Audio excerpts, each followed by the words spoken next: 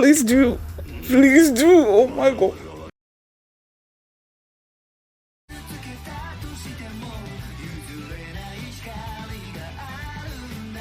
Hi everyone, I'm going to react to Dr. Stone Season 3, Episode 2, Greed Equals Justice. And last episode, they are trying to grow up some foods that they can take on their journey. And they found some wheat and they grew some wheat and they try to make some bread, but it didn't turn out right. So they're gonna wake up a cook.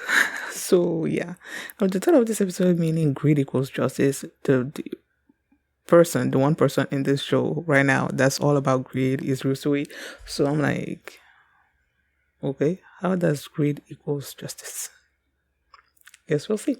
So that's what happened last episode. And before we get into this one, if you guys have my reaction, please give it a thumbs up, subscribe, and please go to support me on Patreon at patreon.com/Philomini. And now let's start this episode. And here we go.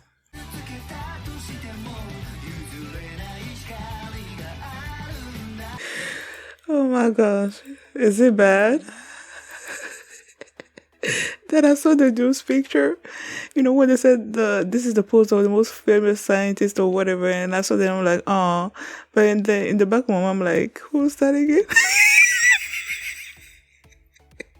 So I went to Google it, and it's Albert Einstein. Oh my goodness! And I saw a picture of him doing that as well. So I'm like, oh, that's so cute. They obtained photography. First, they brought up Francois. I'm like, last episode they were like, okay, we need to bring a chef. He's like, I'm gonna slap the chef for a wig or something like that. And then Senko is like, okay, we don't have any more revival fluid. And he's like, I know someone who does. And then they contacted the journalist. What's her name again? I know they said her name's spelled News or something or other like that. I don't know.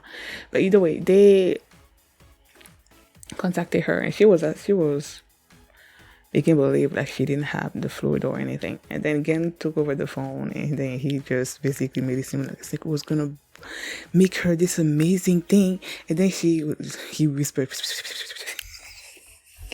in her ears and she brought out the fluid and they went and revived Francois. And I'm like, what are all these people that, not all these people, but the people that have like the most, okay, Senku is like the most amazing scientist. Rusui like the most amazing captain, and then you have the most amazing chef. All these people that are these amazing people, they all have this knowledge, or like they're able to ascertain the situation almost like immediately. Like even Tsukasa, he's like the most primate or whatever, and then he wakes up. First time he wakes up, he's like, okay, what's the situation? And then he just went on the attack.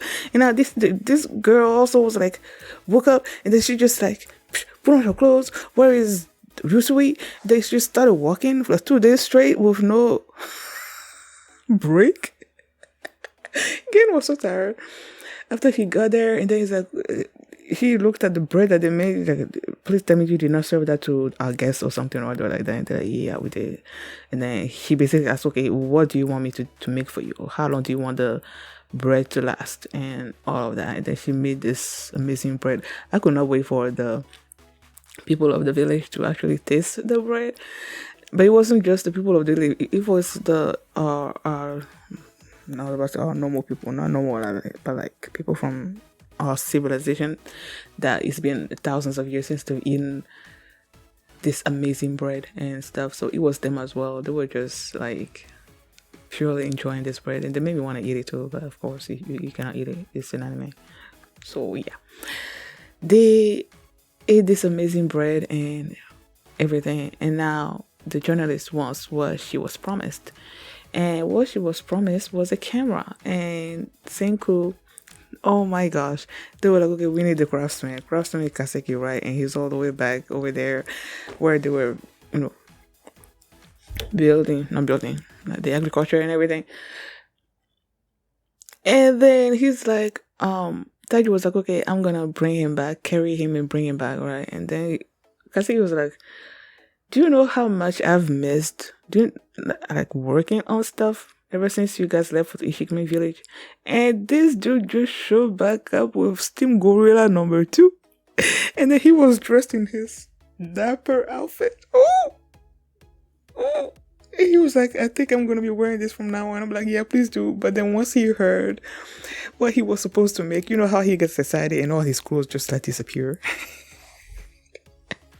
And then that disappeared.